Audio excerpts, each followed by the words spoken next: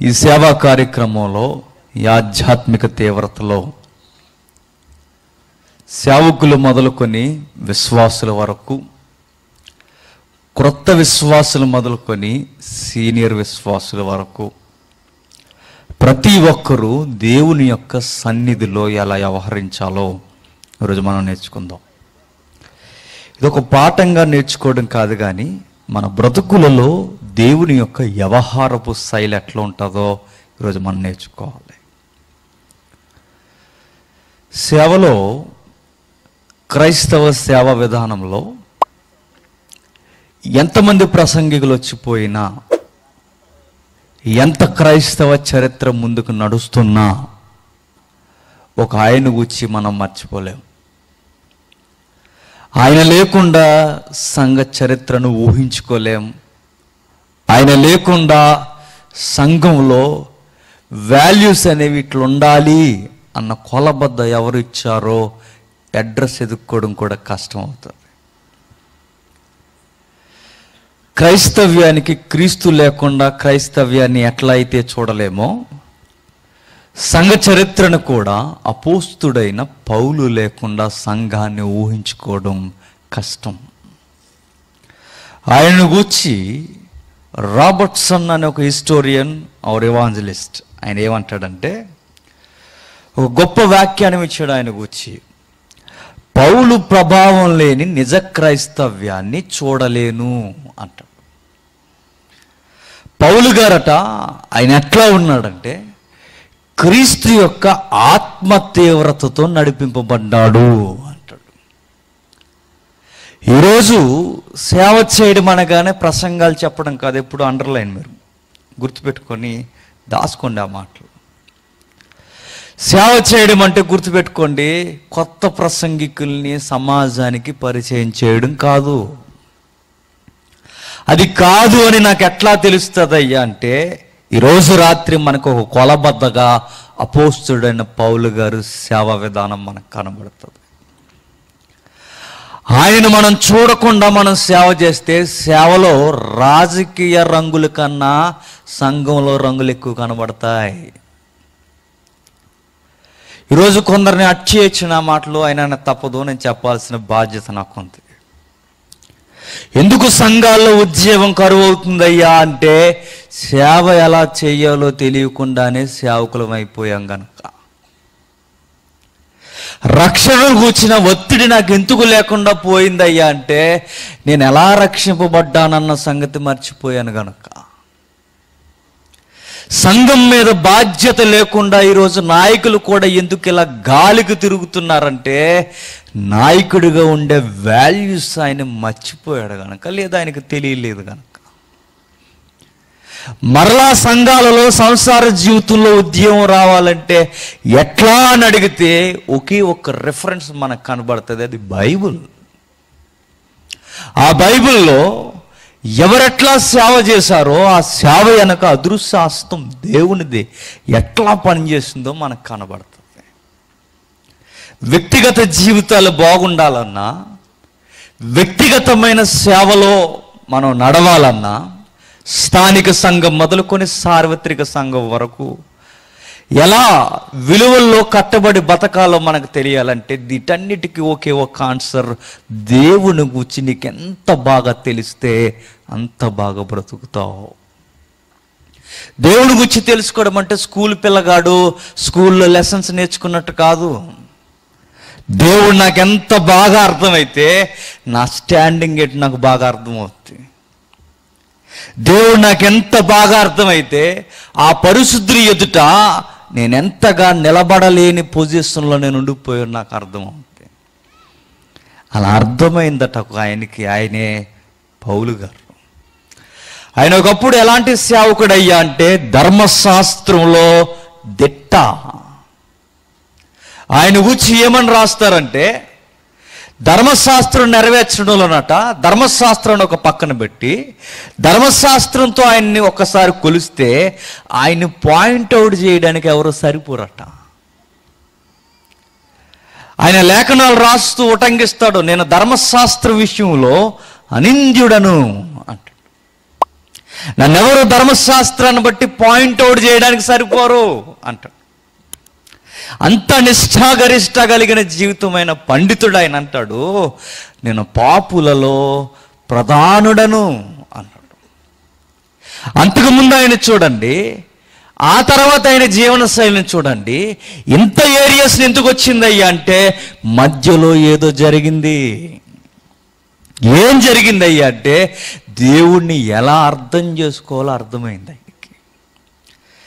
దేవుని యొక్క ఉనికి, దేవుని యొక్క సన్నిధి ఆయనకి ఎప్పుడైతే అర్థమైందో, అరే పాండిత్యం కాదు భక్తి అంటే, అరే పాండిత్యాన్ని మెలవేసి మాట్లాడడం కాదు భక్తి అంటే, ధర్మశాస్త్రాన్ని బట్టి కొలుసుకోవడం కాదు భక్తి అంటే, భక్తి అంటే ఏంటంటే ప్రభువు నేను కలిగి ఉండడమే భక్తి అని అర్థమైంది ఆయనకి.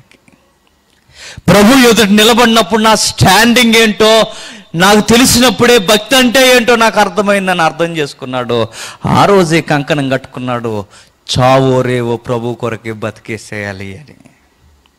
చూసారా, ఆయన అంతకుముందు గుర్ర వేసుకుని వచ్చినా లేదా ఆయన నడిచి వచ్చినా ఆయన లైఫ్ ఎలా ఉందంటే ఒక రాయల్ లైఫ్ అయింది. ఎవరు వచ్చినా సరది సౌలు సలాం అనేవారట. ఆయన ఎక్కడ పోయినా అంత గౌరవం దక్కేదట. ఆయన ఏ సమాజ మందిరానికి పోయినా, అధికారుల దగ్గరికి పోయినా ఆయనకంటే ఒక సెపరేట్ క్యాడర్ ఉంది ఆయనకి. అలాంటి ఆయన మారిపోయిన తర్వాత సువార్త పట్టుకుని వెళుతుంటే సొంత సహోదరులే ఆయనకి ఎన్ని పోటు పొడిచేశారు. ఏ యూదులైతే బలా అని సౌలుగా సపోర్ట్ చేశారో అదే స్వజనులైన యూదులు అనేక మార్లు చావును కాలం ముందుకు తెచ్చేశారు. ఎంతగా సేవ చేశాడయ్యా ఆయన అంటే మనం ఊహించడమే కష్టమైనంతగా సేవ చేశాడు ఆయన. అలాంటి సేవకుడికి ఏ రోజు చూసినా ఆయనకి ఆకలి దప్పులేనట, ఏ రోజు చూసినా ఆయనకి నిద్రభంగమైనట, ఎటు పోయినా ఆయనకి శ్రమేనట. చివరికి వీళ్ళ బాగున్నారులే అనుకునేసరికి వాళ్ళే నడు సముద్రంలో ముంచేసినట్టు ముంచేశారట. చూసారా, ఎందుకు ఇలా జరిగిందయ్యా పౌలు కంటే ఒకే ఒక కారణం ఏంటంటే మనుషులు వింటారు కానీ వాక్యాన్ని ఎక్కించుకోరు. సర్టిఫికేట్లు ఇస్తారు తప్ప వారి జీవితాన్ని సరి చేసుకోరట. ఆ విధముగానే ఆ రోజు స్థానిక సంఘాలు కూడా పౌలు గారిని ఎంత బాధ పెట్టాలో అంత బాధ పెట్టేశాయి. ఆయన ఎంత గొప్ప సేవ చేశాడో, ఆయన మాట్లాడే విధానం, ఆయన పత్రికలు చదువుతున్నప్పుడు వక్త లేఖన విధానాన్ని అవలంబించాడు ఆయన. అంటే దాని అర్థం ఏంటంటే ఒక మనిషి ఎదురుగా ఉంటే మాట్లాడితే ఎట్లా ఉంటుందో ఆ విధముగా మాట్లాడినట్టుంటాయి ఆయన లెటర్స్. ఎవరివి? పౌలు గారివి. అంటే ఒక మనిషి ఎదురుగా ఉండి మాట్లాడితే ఎట్లా ఉంటుంది, అలా కొత్త కాపర్లతో, విశ్వాసులతో, సంఘంతో ఆయన మాట్లాడుతున్న మాట తీరు మనకు పత్రికల్లో కనబడుతుంది. అలాంటి వచనంతో ఈరోజు బయలుదేరదాం. మన పాయింట్ మీరు మర్చిపోకండి. ఈయన సేవకి సీక్రెట్ ఏంటి చూద్దాం. కొరింథీయులకు రాసిన 2వ పత్రిక, అపోస్తలుడైన పౌలు కొరింథీయులకు రాసిన 2వ పత్రిక 7వ అధ్యాయం, కొరింథీయులకు రాసిన 2వ పత్రిక 7వ అధ్యాయం 6వ వచనం 5వ వచనం నుండి చూద్దాం. మేము మాసిదోనియాకు వచ్చినప్పుడు మా శరీరము ఏమాత్రము విశ్రాంతి పొందలేదు, ఎట్టిపోయినను మాకు శ్రమయే కలిగెను. ఎలుపట పోరాటములు, లోపట భయములు ఉండెను. ఆయన టెస్ట్ మనీ ఎలా ఉందో చూడండి. కొరింథీ సంఘానికి పత్రిక రాస్తూ ఆయన ఏమంటున్నాడో చూడండి. మేము మాసిదోనియాకు వచ్చినప్పుడు మా శరీరము ఏమాత్రము విశ్రాంతి పొందలేదు. దీనికి క్వైట్ ఆపోజిట్ మినిస్ట్రీలు జరుగుతున్నాయి ఈరోజు. ఆ రోజు ఆయన మినిస్ట్రీలో అంత క్వాలిటీ ఉండడానికి కారణం ఏంటయ్యా అంటే రెస్ట్ తక్కువ, మినిస్ట్రీ ఎక్కువ అంటాయి. ఈరోజు రెస్ట్ ఎక్కువ, మినిస్ట్రీ తక్కువ. ఆ రోజు ఏం చేశారయ్యా అంటే వాళ్ళు లేస్తే సువార్త ప్రకటన, వాళ్ళ గుండెల్లో ఎప్పుడు తీవ్రత ఏంటయ్యా అంటే ఆత్మల భారం. ఎటు పోయినా ఆయనకి శ్రమ కలిగిందట. ఎట్లా పోయినా ఎటు పోయినా ఆయనకి శ్రమే కలిగిందట. ఎంతగా శ్రమలు కలిగాయో ఆయన శ్రమల గురించి మాట్లాడుతున్నప్పుడు చాలా గొప్ప శ్రమలే కలిగాయో మనకు తెలుసు. ఇదే 11వ అధ్యాయం ఒకసారి చూడండి, లిస్ట్ అవుట్ చేశాడు ఆయన. ఇదే శ్రమల గురించి ఆయన మాట్లాడుతూ ఇదే పత్రికలో 11వ అధ్యాయం 24వ వచనం, యూదుల చేత 23వ వచనమా, వారి క్రీస్తు పరిచారకుల ఎర్రివాని వలె మాట్లాడుచున్నాను, నేనును మరి ఎక్కువగా క్రీస్తు పరిచారకుడను మరీ విశేషముగా ప్రయాసపడితిని, అనేక పర్యాయములు నన్ను జైల్లో పెట్టేశారు. దేని కొరకు? కానుకలు కొట్టేసామని కాదు. దేని కొరకు? ఆయన ఎందుకు జైల్లో పెట్టేశారయ్యా అంటే నజరుడైన యేసును ప్రకటిస్తున్నాడని జైల్లో పెట్టేశారట. అనేక మార్లు విశేషముగా ప్రయాసపడుతుంది. విశేషముగా పదం చూసారు ఎట్లా ఉందో. చాలా కష్టపడ్డాను నేను. ఆయన ఎందుకు ఇలా వాపోతూ మాట్లాడుతున్నాడంటే, అరే ఇంత కష్టపడ్డాను కదా, ఈ సంఘంలోనికి అక్రమ సంబంధాలు ఎట్లా వచ్చాయి, అదే ఆయన బాధ. ఈ సంఘంలోనికి దొంగ అపోస్తుల విధానం ఎట్లా వచ్చింది, ఇంత నాణ్యమైన మినిస్ట్రీ కావాలని మేం కలలగంటే మీరేంటి ఇలా తయారు చేశారు, అదే ఆయన బాధ. ఆయన బాధపడుతూ ఆ ఒత్తిడి ఎలా చూపిస్తున్నాడో చూడండి. వాళ్ళకి అపరిమితముగా దెబ్బలు తింటిని, అనేక మార్లు ప్రాణాపాయముల్లో ఉంటిని, యూదుల చేత 5 మార్లు ఒకటి తక్కువ 40 దెబ్బలు తింటిని, ముమ్మారు బెత్తములతో కొట్టబడితిని, ఒకసారి రాళ్లతో కొట్టబడితిని, ముమ్మారు వాడ పగిలి శ్రమ పడితిని, ఒక రాత్రింబగళ్ళు సముద్రములో గడుపుతిని. ఆగండి అన్నమాట. అనేక మార్లు కొట్టేశారట. ఒకప్పుడు పౌలు గారు కొట్టేవాడు, ఇప్పుడు సువార్త కొరకు దెబ్బలు తింటున్నాడు. చూడండి, మినిస్ట్రీ అంత గొప్ప మినిస్ట్రీ అయిన ఎట్లా చేయగలిగాడు అంటే, ఫస్ట్ పాయింట్ మీరు మర్చిపోకండి, మినిస్ట్రీలో ఏముండకూడదంటే రెస్ట్ ఉండకూడదు. నేను క్వాలిటీ విత్తనాలు ఎప్పుడు పట్టుకోగలనయ్యా అంటే గుర్తుపెట్టుకోండి, మినిస్ట్రీలో రెస్ట్ ఎదుక్కోవడం మొదలు పెడితే నువ్వు క్వాలిటీ మినిస్ట్రీ చేయలేవు. పౌలు గారికి ముంగుర్తుగా సేవ చేసిన యేసుక్రీస్తు వారిని చూడండి. ఆయన మినిస్ట్రీ ఏంటయ్యా అంటే రాత్రంతా ప్రార్థన చేసేవాడట. ఆ ప్రార్థనతో ముగించి మరలా పగలు పల్లెలకు పోవడానికి సువార్త ప్రకటనకు పోయేవాడట. ఆయన చేసిన మినిస్ట్రీ 3.5 సంవత్సరాలు. 2000 సంవత్సరాలు అయిపోయినా ఎప్పటికీ ఉందంటే కారణం ఏంటి అంటే ఒకే ఒక కారణం, ఆయన మినిస్ట్రీలో రెస్ట్ ఎదుక్కోలేదు. ఈరోజు చూడండి, రాజకీయ నాయకుల రంగులు ఎలా ఉంటాయో సేవకుల రంగులు కూడా అలాగే ఉన్నాయి. ఈరోజు లేవా చెప్పండి? సగం వత్తడానికి అప్పులు పాలైపోతున్నాం ఈరోజు సంఘాలన్నీ. లేవా చెప్పండి? ఎందుకు ఇలా తయారైపోతున్నాయి సంఘాలంటే కారణం ఒకే ఒక్కటి, చెప్పేవాడికి ఆత్మల భారం లేదు, ఇంటున్న వాడికి అరే నా ఆత్మను భద్రం చేసుకోవాలన్న భారం మీకు లేదు, నిలబడిన మాకు లేదు. ఎంత విడ్డూరమైన పరిచర్య జరిగిపోతుందంటే ఈరోజు. ఎలా చూసుకుంటున్నారయ్యా అంటే, ఎలా చూసుకోవడం ఏంటి, ఒక్కొక్కరు ఒక్కొక్క కొలమానంలో కొలిచేసుకుంటున్నారు మినిస్ట్రీని.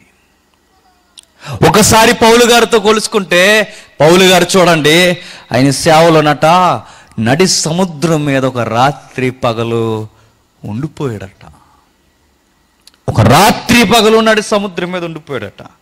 ఈ మాట మీకు ఎలా చదివితే అర్థం అవుతుంది, కానీ మనకు దగ్గరలో ఏ సముద్రం ఉంది? ఉప్పాడు ఉంది. కరెక్ట్గా ఇంకొక గంటన్నర కదా, ఒక 2 గంటల టైంలో లేదా 1 గంట నుండి 2 గంటల టైంలో ఉప్పాడు బీచ్ ఒడ్డుకి వెళ్ళి ఈ కొరింథీయులకు రాసిన 2వ పత్రిక 11వ అధ్యాయం తీసుకొని ఈ 23వ వచనాన్ని చదవండి, 24వ వచనాన్ని. సముద్రం పొగరు ఎలా ఉంటుందో అప్పుడు అర్థమవుతుంది. పౌలు గారి సేవ ఏంటో మీకు తెలియాలంటే కొన్ని రెఫరెన్స్ ఆ సీన్లోకి వెళ్తేనే మనకు అర్థం అవుతాయి. ఒకరోజు ఇక్కడే మన ఉప్పాన్ని ఆనుకొని దానవాయిపేట అని ఒక ఊరుంది, అటు అన్నవరానికి దగ్గర. ఆ ఏరియాలో ఉపవాస కూడుకులు జరిగాయి. ఉపవాస కూడుకులు ముగించుకొని ఇంకా ఫైనల్ డే అయిపోయింది. సెకండ్ డే అయిపోయిన తర్వాత మేము వస్తున్నాం మరలా మా ఊరికి పోవడానికి. ఉప్పాడు బీచ్ ఎలా ఉంటుందో మీకు తెలుసు. నాసా పరిశోధనశాల ఏమందంటే కొన్ని రోజులకి కాకినాడ ఉండదట, ఉప్పాడ ఉండదట. ఏ ఊరెల్లో సముద్ర గర్భంలోకి పోతాయి. ఆ సముద్రం ఏమంటుందంటే మీరెన్ని బంగ్లాలు కట్టినా మీ సంగతి చూస్తా అన్నట్టు వస్తుంది. అది రోజు రోజుకి ముందుకి. గవర్నమెంట్ ఏం చేసింది అయ్యా అంటే ఏం చేసింది సుమారు 18 కోట్లు 80 కోట్లు నాకు సరిగ్గా గుర్తులేదు, కొన్ని కోట్ల రూపాయలకు వచ్చి పెట్టి పెద్ద పెద్ద బండరాళ్ళు వేశారు. ఎక్కడి నుంచి పెద్ద పెద్ద కొండల తవ్వుకెళ్ళి ఆ రాళ్ళు కూడా తన గర్భంలోనికి రోజు రోజు లాగేసుకుంటుంది. అది రోజు రోజుకి లాగేసుకుని ఆ కెరటాల దెబ్బకి ఆ బండలు ముక్కలుగా ఎగిరిపోయి రోడ్డు మీద పడతాయి. రోజు ప్రతి సంవత్సరం కొత్త రోడ్డు వేసుకోవడమే, రోడ్డు ముందుకు జరుపుకోవడమే. సముద్రం యొక్క పొగరు ఎలా ఉంటుందో రాత్రులు చూస్తే మనకు తెలుస్తుంది. ఆ రోజు వచ్చేస్తున్నప్పుడు అక్కడ ఆగాం. కరెక్ట్గా 1:30 టైంలో ఒక అన్న నేను వచ్చాడు. ఆయన ఎక్కడ ఉన్నాడు. ఆగితే సముద్రం చూద్దామంటే సరే చూద్దామని దిగాము. వెన్నెల కాస్తుంది, సముద్రం చూడడానికి ఎక్కాం. ఆ పెద్ద బండరాలు వేస్తే ఆ బండరాయి మీదకి ఎక్కి నిలబడ్డాం. ఆ కెరటాల గోస వింటుంటే ఎలా ఉందో తెలుసా? ఎందుకు వచ్చిందిరా నాయన, ఇంటికి వెళ్ళిపోదాం అన్నట్టుంది. మేము నిలబడిన కెరటం మీద గుర్తుపెట్టుకోండి, ఫళ్ళు మన ఒక కెరటం కొట్టిన వెంటనే నాతో పాటు ఉన్న అన్న, బాబీ మరి వెళ్ళిపోదాం ఇంటికి అంటున్నాడు. గుర్తుపెట్టుకోండి, నాకు తెలిసి ఆ టైంకి ఎవడో ఒక్కడు ఉండలేడు. నాకు తెలిసి చాలా భయం వేస్తుంది. ఆ ఊరు మనం వెళ్ళలేం. అప్పుడు నేను అన్న మాట నాతో పాటు ఉన్న సహోదరుడితో, అన్నా నీకు విషయం చెప్పనా, ఇంత భీకరంగా ఉంది కదా సముద్రం, ఈ వెన్నెలు కూడా లేదు, నక్షత్రాలు కూడా కనబడకుండా ఒకసారి ఊహించుకుంటే ఎట్లా ఉంటుంది? చెమ్మ చీకటి, ఊరు తప్ప ఏమీ వినపడవు, ఏమీ కనబడదు. నువ్వు గుర్తుపెట్టుకో అన్న, పౌలు సేవ చేయడానికి ఇలాంటి భయంకరమైన సముద్రం మీద రాత్రి పగలు ఉండిపోయాడు. ఆ మాట ఎలా ఉందో చూడండి. ఇంత గొప్ప మినిస్ట్రీ చేయడానికి ఆయన ఏమయ్యాడయ్యా అంటే సముద్రం మీద ఒక రాత్రి పగలు ఉండిపోయాడు. అపోస్తలుల కార్యములు 27వ అధ్యాయం మనం చదువుతున్నప్పుడు ఏం కనబడుతుందో తెలుసా? కొన్ని దినాలట నక్షత్రం కానీ సూర్యుడు కానీ కనబడలేదట. అవుట్ ప్రపంచంలో ఇంకా ఏం జరుగుతుందో వాళ్ళకి అసలు ఇన్ఫర్మేషన్ లేదట. ఏం జరుగుతుంది పౌలు అంటే ఆయన కుతూహలం ఏంటో తెలుసా? నేను సేవ చేయాలి అంతే. కంప్లైంట్లు చేయలేదట. అరే నీ సేవలు వెళ్తున్నాను ప్రభువా, నాకెందుకు ఇట్లా జరుగుతుంది, నీ సేవలు ఉన్నప్పుడు నాకు ఇలా జరుగుతుందని ఆయన ఎక్కడ నేరారోపణ చేసేలా దేవుని ఎదుట మాట్లాడలేదట. ఆయన కుతూహలం మళ్ళా ఒకటే, నడి సముద్రంలో వాడ పగిలిపోయినా, నదుల వలన ఆపదలు వచ్చినా, సహోదరుల వలన ఆపదలు వచ్చినా నా గురి కాడముట్టించాలి. ఈరోజు అలాంటి సేవకులు ఎక్కడున్నారు చెప్పండి? తుమ్మితే మానేస్తాం సంఘం, దగ్గితే మానేస్తాం సంఘం, చిన్న కారణాలకు మానేస్తాం సంఘం. ఒక ఆయన ఇలా అంటున్నాడు, వస్తే రండి లేకపోతే పొండి. ఎంత బాధ్యతో కాపరికి, చూసారా? ఇంటేను లేదా ఆతల పో అంటున్నాడు. ఎంత ఆత్మల భారమో ఈ కాపరికి. నీ ఎక్కడిదా అర్హత? ఒకరోజు మన రక్షింపబడిన సంగతి మర్చిపోయారు. ఒకరోజు దేవుడు ఎట్లానే అంటే ఆయన ఎదురు మనం నిలబడగలమా చెప్పండి? రక్షణ భాగ్యం మర్చిపోయి సంఘాల మీద ఎందుకు బాధ్యత లేకుండా పోతుందంటే వారు రక్షింపబడిన ప్రారంభపు స్థితి మర్చిపోతున్నారు కనుక. పౌలు గారి సేవను చూడండి. ఆయన సేవ ఎట్లా చేశాడయ్యా అంటే ఆయన అసువులు బాస్తూ ఆయన ఇస్తున్న టెస్ట్ మనీలో ఒక్క స్కేల్ తీసుకోండి, మనం ఎక్కడ చేస్తున్నాం అనిపిస్తుంది. అలా నడు సముద్రం మీద ఉండిపోయాడట. ఈరోజు విశ్వాసులు, సీనియర్ విశ్వాసులు, జూనియర్ విశ్వాసులు, నాయకులు కూడా ఎట్లా ఉంటారు చెప్పనా? ఏదన్నా ఊరు వెళ్తున్నప్పుడు బస్సు లేటుగా వస్తే చాలు మన విశ్వాసం ఎగిరిపోద్ది. ఆయన ప్రయాణం చేస్తున్నప్పుడు వాడ పగిలిపోయిందట. ఆయన నదుల్లో అనేక ఇబ్బందులు పడ్డాడట. ఆయన చాలా ఇబ్బందులు పడ్డాడట. మనకే నువ్వు జర్నీలో ఏదైనా వెహికల్ డిస్టర్బ్ అవుతే చాలు, ఇంక అయిపోయింది ఇంక నీ సేవ. ఇది ఈరోజు మనం చేసే సేవ. అది ఆ రోజు వాళ్ళు చేసిన సేవ. వాళ్ళు ఎందుకు ఇప్పటికీ మనకి మాదిరిగా ఉండిపోయారంటే వాళ్ళ కొన్ని క్వాలిటీస్ మనకు నేర్పించడానికి, దేవుడు ముంగుర్తుగా ఉండిపోవడానికి కారణం ఏంటంటే గుర్తుపెట్టుకోండి, అందులో ఉన్న మెలుకులు మనం పాటించట్లేదు కనుక. చూద్దాం ఇంకేం చెప్తున్నాడు చూద్దాం. అదే 7వ అధ్యాయం. పెద్ద ఆయన పౌలు గారు ఇంకేం చెప్తున్నారు చూద్దాం. అదే 7వ అధ్యాయం 5వ వచనం నుండి చూద్దాం. మరలా, మేము మాసిదోనియాకు వచ్చినప్పుడు మా శరీరము ఏమాత్రము విశ్రాంతి పొందలేదు. ఎటు పోయినను మాకు శ్రమయే కలిగెను. ఎలుపట పోరాటములు, లోపల భయములు ఉండెను. అయినను దీనులను ఆదరించి దేవుడు తీతు రాక వలన మమ్మును ఆదరించిన ఒక మాట అన్నాడు చూడండి. ఎలుపల పోరాటం ఉందట, లోపల భయం. దేనికి భయం? ఆకలి దప్పుల వలన భయమా? దేనికి ఆయనకి భయం? సహోదరులే తిరుగుబాటు చేస్తున్నారన్న భయమా? దేనికి ఆయనకి భయం? యూదులు కొరడా దెబ్బలు కొట్టడానికి అనేక మార్లు సిద్ధమైపోతున్నారని భయమా? లేదా ఆయన గురికి యెరూషలేములో శ్రమలు ఎదురు చూస్తున్నాయన భయమా? ఎలబోతున్న రోమ్ పట్టణంలో శ్రమలు ఎదురు చూస్తున్నాయన భయమా? ఏ భయం ఆయనకి? ఆయన భయమల్లా ఒక్కటే.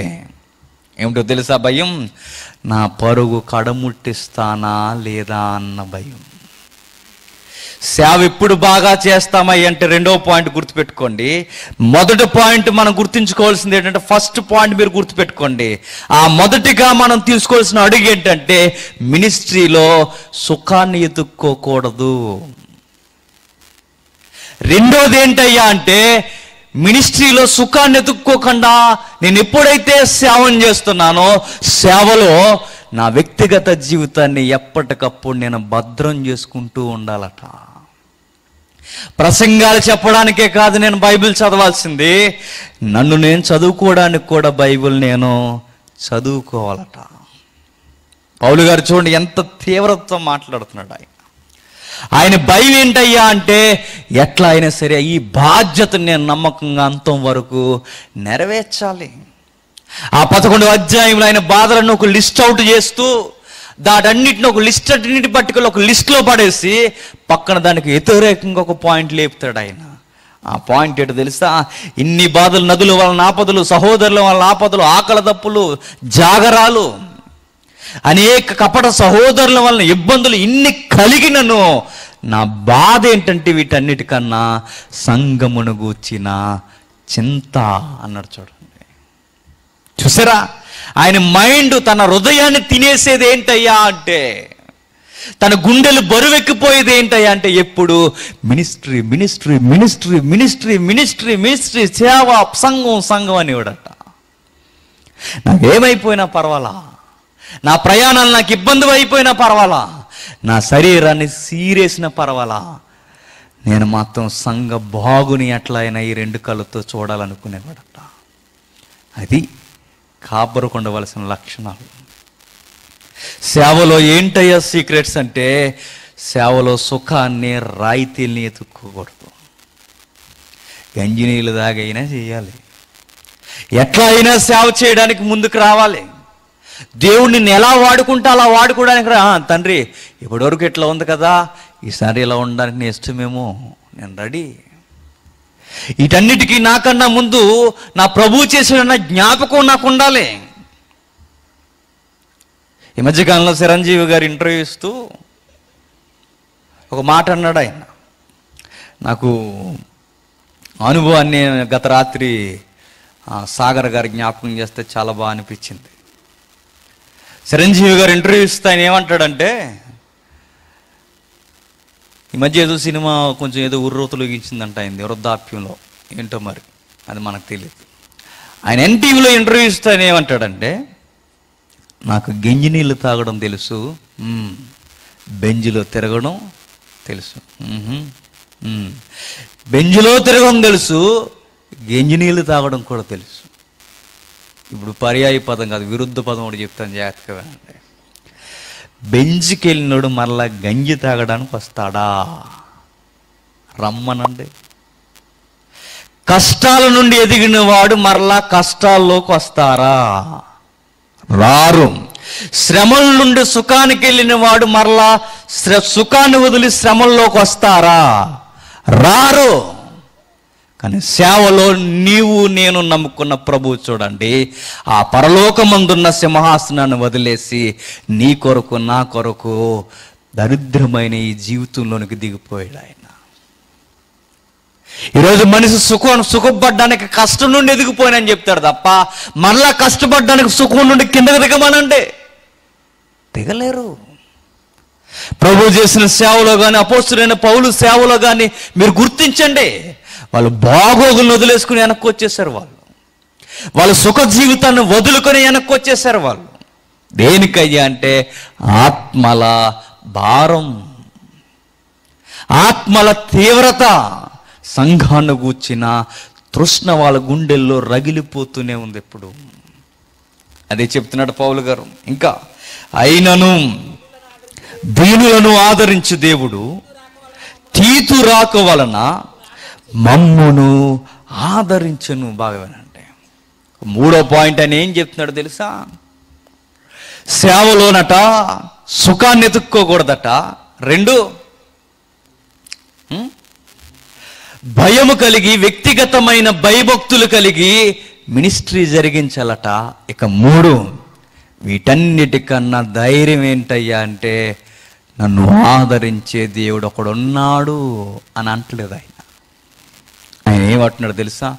దీనులను ఆదరించు దేవుడు ఈ దీన సేవకుని కూడా ఆదరిస్తాడు అంటున్నాడు. అది సేవక సీక్రెట్. దీనులను ఆదరించు దేవుడు ఈ దీన పరిచారకుని కూడా ఆదరిస్తాడు. అదేనా ఈ పరిచర్యకి సీక్రెట్ పెద్ద ఆయన అని అడిగితే ఆయన అదే అని చెప్తున్నాడు. చూడండి, తీతు రాకవాలనంటే తీతు ఆదరిస్తున్నాడని కాదు, తీతు ద్వారా ఆ ప్రేమను కనబరుస్తున్నది ఎవరయ్యా అంటే దేవుడు. తీతు రాకపోయినా లేకపోయినా ఆదరించే దేవుడు ఒక ఆయన ఉన్నాడు. కానీ తీతు ప్లేస్లో మనం ఉంటే చాలా ఎక్స్ట్రాలు చేస్తాం, మనం చేయము. పౌలు గారికి ధైర్యం ఎవరు అనుకుంటున్నారు? నేనే అని చెప్తాం మనం. మరికొంతమంది ఏమంటాం తెలుసా? ఇదిగో సంఘంలోనే లేకపోతే ఎలా జరుగుద్దో చూస్తా అంటాం. ఎలా జరుగుద్ది? బాగానే జరుగుతుంది, అంతేం ఫీల్ అవ్వకండి. మేము లేకపోతే ఎట్లా జరుగుద్దో, మేము లేకపోతే ఎట్లా జరిగిస్తారో నువ్వు లేకపోతేనే బాగా జరుగుద్ది. ఎప్పుడు గుర్తుపెట్టుకోండి, మన వలన సేవ జరుగుద్ది, మన వలనే అంతా అని మీరు అనుకోకండి. మన వలన ఏది జరగదు, దేవుడు వాడుకోతే, ఆయన వాడుకోకపోతే ఏమీ జరగదు. ఇంత గొప్ప మినిస్ట్రీలో పౌలు గారి సేవకి ఏంటయ్యా సీక్రెట్ అంటే ఎలాంటి సీక్రెట్ ఆయన చెప్తున్నాడు చూడండి. దేవుడైన ఎనర్జీ, దేవుడైన సీక్రెట్ అంటున్నాడు. అవునా? ఎట్లా కొలుసుకుంటున్నావయ్యా పౌలు అని అడిగితే ఆయన చెబుతున్నాడు చూడండి, దీనులను ఆదరించు దేవుడు అన్నాడు. ఒక అడ్రస్ మెన్షన్ చేస్తున్నాడు ఆయన. ఏంటట? దీనులను ఆదరించు దేవుడు అంటే ఏదో అనుభవాలతో, ఏదో ఆయనకు తెలిసిన అనుభవాలతో ఆయన మాట్లాడుతున్నాడు చూడండి.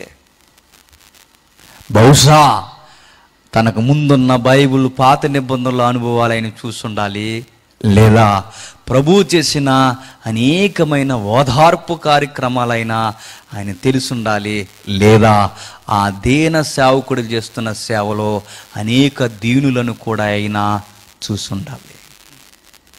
ఒకవేళ అది ఆయనకి తెలియకపోతే, లేదా ఆయన కళ్ళద్దాల నుండి ఆయన ఏమేం చూసాడో మనకు అర్థం కాకపోతే, ఈ బైబిల్ కళ్ళద్దాల్లో ఒక్కసారి మనం తొంగు చూస్తే దీనులను ఎట్లా ఆదరించాడో దేవుడు మనకు అర్థం అవుతుంది.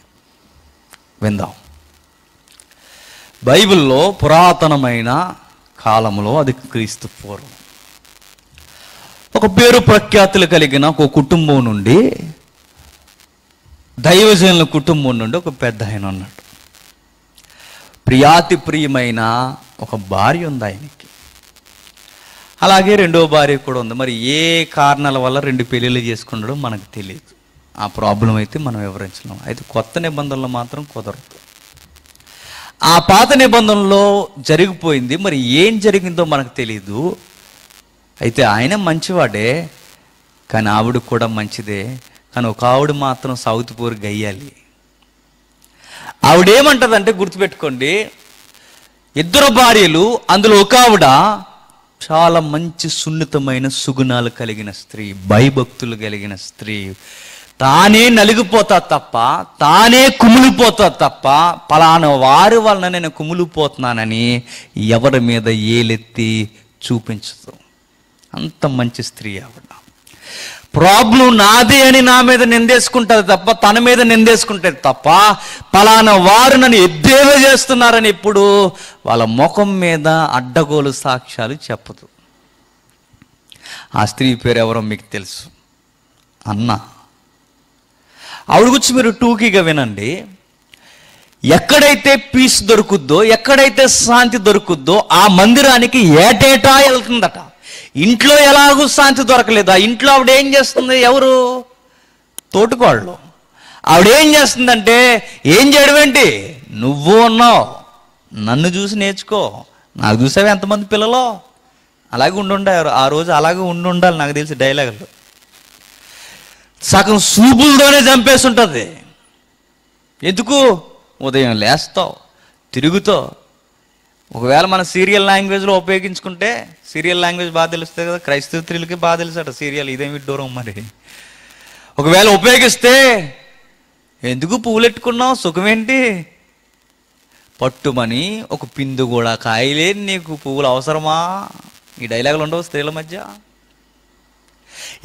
ఎందుకు నీకు నీ అలంకరణ దేనికి? ఎందుకు? నిన్ను దేవుడు ప్రేమించట్లేదు, నన్ను ప్రేమిస్తున్నాడు. చూసావు, నిన్ను ప్రేమించట్లేదు కనుక నువ్వు గొడ్రాలువి, నన్ను దేవుడు ప్రేమిస్తున్నాడు కనుక నేను అన్న డైలాగులు కూడా వచ్చాయేమో. ఎక్కడైతే శాంతి దొరుకుతుందని వెళ్తారో ఆ సన్నిధిలో కూడా ఏం దొరకలేదట. అక్కడ కూడా బాధేనట. ఎంత బాధకు గురవుతుందంటే, ఆ తల్లి పలానా ఆవిడ నన్ను హింసిస్తుందని చెప్పుకోలేదు. ఆమె బాధల్లో ఒకటి ఏంటో తనకు తెలుసు, ఎంత మంచి భర్తకి నేను ఒక కొడుకుని కనలేకపోయాను. అది తన బాధ. గొడ్రాలిగా ఉండిపోయింది. ఎందుకు ఉండిపోయిందంటే, ఏడవడం అయితే ఏడుస్తుంది కానీ సరి అయిన ఏడుపు ఏడలేదు. అది మీరు బాగా వినండి. మనం ఎక్కువగా ఎలా ఏడుస్తాం తెలుసా? ఎవరో ఏదో అన్నారని, ఏదో కాదన్నారని ఏడుస్తాం. ఈ దొంగ దుఃఖాలు దేవునికి నచ్చవు.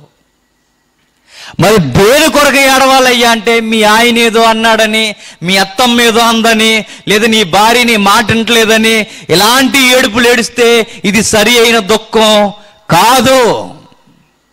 మరి ఏది దేవునికి ఇంపైన దుఃఖం, ఓమార్పణగా ఉండే దుఃఖం ఏదయ్యా అంటే, అయ్యా నీ ఎదుట నా స్థితి బాగోలేదని ఎవరైతే ఏడుస్తారో అదే నిజమైన దుఃఖం. ఇదిగో నీ కరుణ నాకు అవసరమయ్యేలా, నీ కరుణ నేను పొందుకునేలా, దేవా ఇదిగో నన్ను కరుణించవయ్యా అని ఎప్పుడైతే ఆయన పాదాలు పట్టుకుని ఏడుస్తామో అదే సరి అయిన దుఃఖం. ఎన్నో సంవత్సరాల నుంచి ఏడుస్తుందట. ఎందుకు ఏడుస్తుంది అయ్యా ఆవిడంటే, ఎందుకు ఏడుస్తుంది? ఈ ఒత్తిళ్ళ వలన ఏడుస్తూ తన లోపాన్ని చూసుకుని ఏడుస్తుంది తప్ప, దేవునికి ఒక మాట ఇచ్చి ఏడిస్తే ఆ మొదటి సంవత్సరమే బిడ్డ పుట్టెత్తును. ఏడుస్తుంది, అర్థం లేని ఏడుపు ఏడుస్తుంది. ఎందుకు అర్థం లేని ఏడుపు? ఆ ఏడుపు ఏదో దేవునికి చెప్పి, దేవా నాకేదైతే ప్రాబ్లం ఉందో ఆ ప్రాబ్లం నీకేంటో తెలుసు, నాకు గనక మగబిడ్డనిస్తే నీకు ఇచ్చేస్తానయ్యా అన్న మాట అప్పుడే అనుంటే ఏమయ్యేది తెలుసా? గొప్పగా 12 మగబిడ్డని కనెద్దు నా తల్లి. కానీ విచిత్రం ఏంటంటే, ఏడుస్తుంది కానీ ఆ నోటంట మాట రావట్లేదట. దేవుడు కూడా ఎన్ని రోజులు ఏడుస్తుంది అని నేను వదిలేసాడు.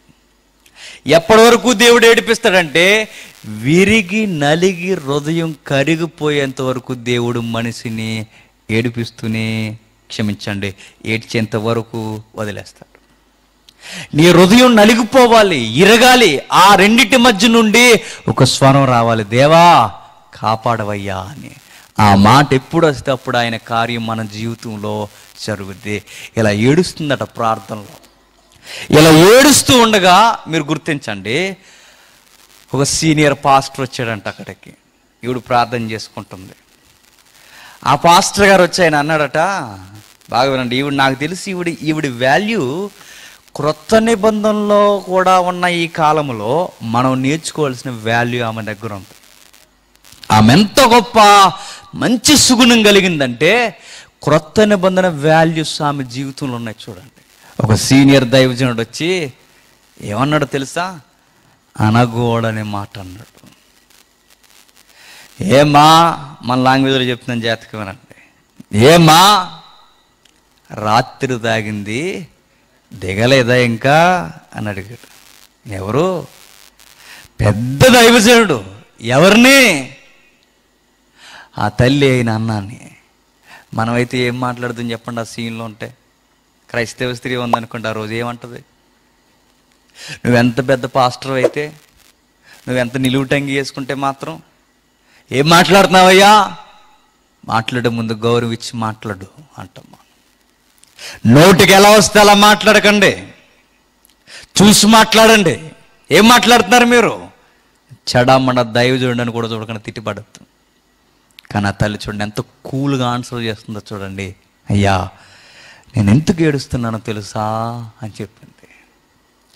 నేను ఎందుకు బాధపడుతున్నానో తెలుసా, నా బాధ ఇదయ్యా అని ఎంత చక్కగా కూల్గా ఆన్సర్ చేస్తుందో చూడండి.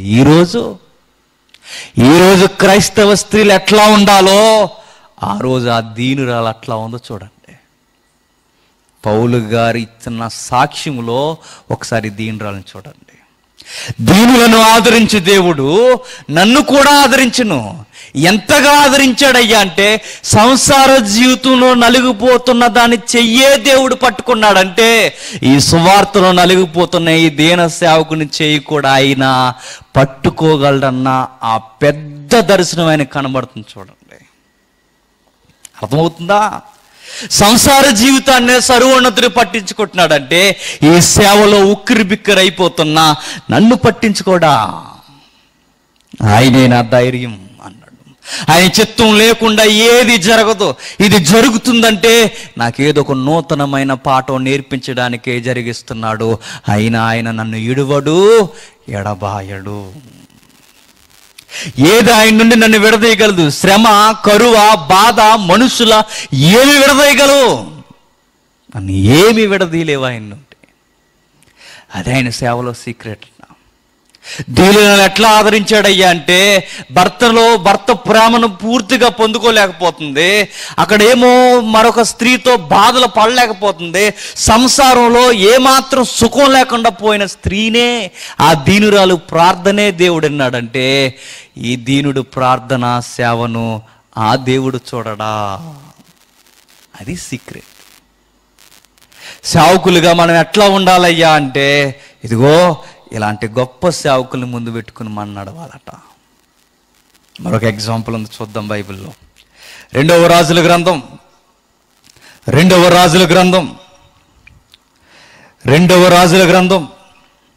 4వ అధ్యాయం. తెలిసిన సందర్భమే, తెలియాల్సిన ఒత్తిడి చాలా ఉంది అక్కడ. ఒకసారి చూద్దాం. ప్రవక్తల శిష్యునిలో ఒకని భార్య, నీ దాసుడైన నా పెనిమిటి చనిపోయాను, అతడు యెహోవా యందలి భక్తి గలవాడై ఉండెనని నీకు తెలిసే ఉన్నది.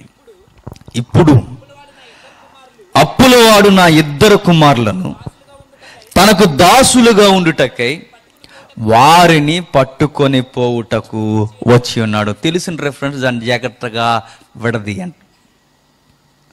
అంతటా ప్రవక్తల శిష్యుల్లో ఒకన భార్య, ఎట్లా అంటే వారు ట్రైనింగ్లో ఉన్న దైవజనులు అన్నమాట.